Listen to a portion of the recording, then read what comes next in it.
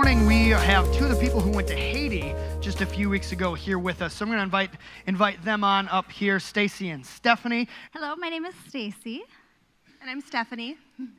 And so we just came back from Haiti 2 weeks ago. It feels like months ago.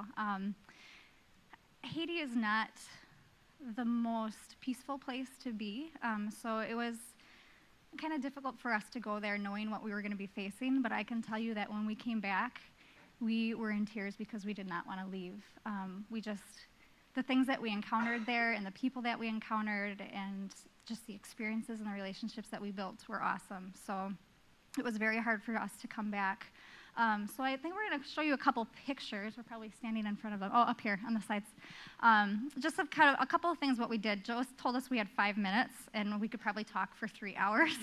So I said it might be closer to 10. So we're not going to be able to tell you everything. But one of the things that we did when we went there was we had done a fundraiser through the church, the Heritage Gala, to raise money to build a house while we were there for a woman.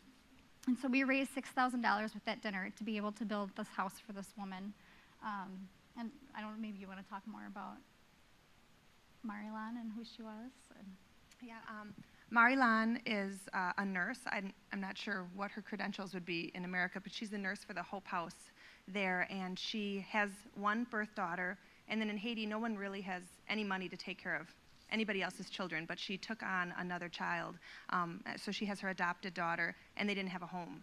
So we raised the $6,000, builds a house in Haiti, which is crazy. So her house for 3 people, her toilet and her mini kitchenette is a 10 by 10, which is kind of a small bedroom in America.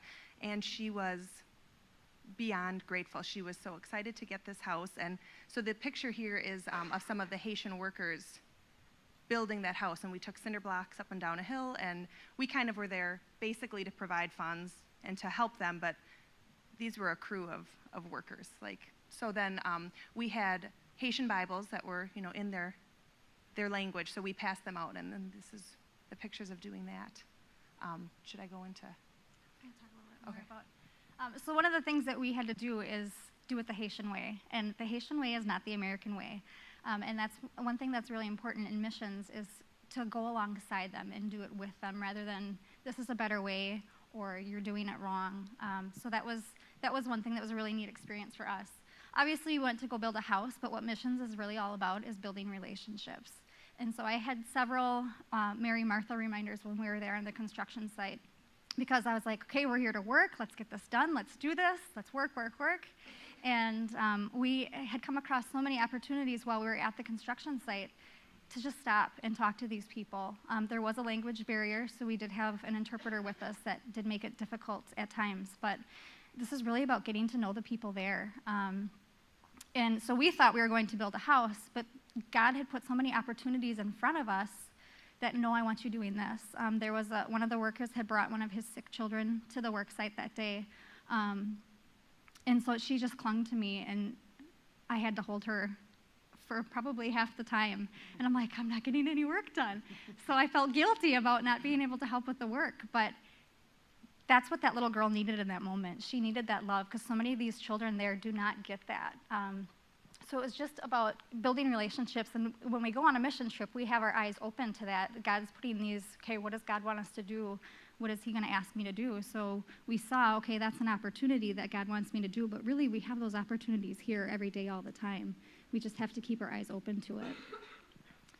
So, want to take the next one? Yeah, and do the next photo. This was a little boy, Jean-Pierre Louis. We were taking cinder blocks down, and we made an assembly line, and then all of a sudden there was this little boy in our assembly line, and he just was joining in.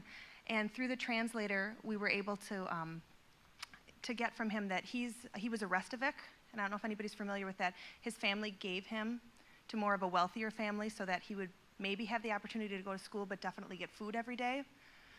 Most likely, those kids are just turned into slaves. They're not really cared for. There's no affection. If there's a bed in the house, that child is not sleeping in it. If there's no food, that child's the first one off the list. And he had been beaten pretty severely by the woman in that house and was in the hospital, and he ran away from the hospital because he didn't want to go back.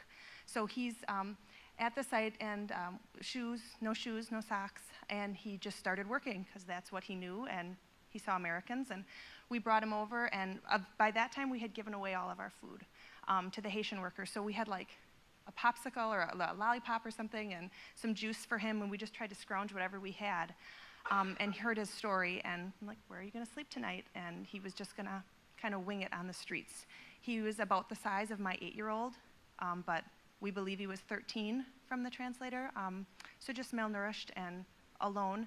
Stacey won't tell you this herself, but she took off her shoes and socks in this filthy pit of where we were working the first day. There was just trash and bags of feces everywhere, and gave her shoes and socks to him and her hat, just because that's what missions is about. It's not necessarily, like you said, getting the house done. It's helping where God has called us to help. So it was just a really, beautiful point of our trip to be able to be there and witness that. And we took extra for him the next day, hoping that maybe he'd come back, and he didn't. So we just pray for him, and we don't really know what happened, and we just left it in God's hands. So, okay, we can do the next photo. This is outside the Sisters of Charity. This is not the orphanage that we stayed at. This is quite a large orphanage started by Mother Teresa. About 200, they said 200 babies, and I counted maybe 9 workers. They're just babies lined up in cribs. And I mean, everybody's trying their hardest. There's just not enough manpower. We just changed diaper after diaper and tried to feed babies. And some of them had cholera, some of them they were sick kids. A little girl wouldn't eat with a spoon that I was holding. I'm trying to stand her up. She wouldn't do anything. I look at her ankle bracelet. She's 2, and she was about 15 pounds. So the devastation there and the starvation is just beyond what you can imagine. When we left, to put all of our babies down, and just eruptions of crying and screaming, and that was probably for me the hardest part, just because we had to leave. And it's hard enough to leave one kiddo that's crying. Imagine leaving, hundreds. So that was my kind of turning point on the trip. And we went back there twice. Different ones of us on the trip went back. So this is outside of the orphanage, because we weren't allowed to obviously take any pictures of that. I don't know, say something. Yeah, you're going into this orphanage, and these babies, some of them are just starving, some of them are sick, some of them are dying to the point that they don't even have a will to live anymore, so they're not, no matter how hard you try, they're not going to eat the food that you give them. So it was hard for us, because we wanted to help these babies, and we wanted to. So it's just a reminder that when you go on a mission trip, you're not going to be able to change the world. You can't go there to change the world, but you can make an impact on that one person or that one child in that moment in time.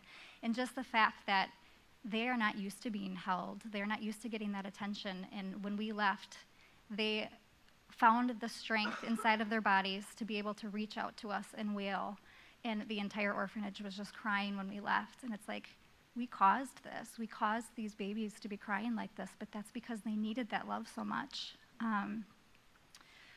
else was I going to say? The other thing was, okay, so they're all sick. I'm not ignorant to contagious things, or when I'm walking around barefoot in this dump site, I'm not dumb to what I can contract through my feet, such as hookworm and all these other things. But when you're on a mission trip like this, and God calls you to do this and sends you to do this, none of that stuff matters. It just does not matter. And you know that if he's asking you to do this, that he will protect you, and he did. Next slide, please. So this is Hope House. This is the organization that we went is called Haiti Foundation Against Poverty, and they have 4 ministries. One of them is Hope House, which is the orphanage. This is one of the cleanest orphanages that you will probably ever see, and these children are so well taken care of. The founder of this orphanage actually started out at Mother Teresa's orphanage, the Sisters of Charity, that we just talked about, and this is where she got her vision from. She wanted these kids to be taken care of.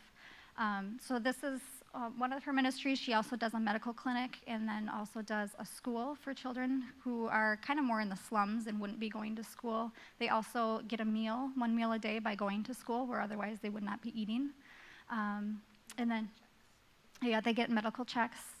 And then also they have a gift of hope, is what they call it, is kind of a they teach women and men on how to have job skills so they can work and then be able to take care of their family. So the goal of this organization, yes, they are an orphanage and they will adopt children out when they can, but their goal is really to keep families together. So they are a respite home for these kids that will take care of their kids, nurture them back to health, provide health care for both the kids and the families, provide them food, and do what they can to get these families back on their feet and sustain them. You know, rather than giving a man a fish, they're teaching them to fish, and then have them back out on their own.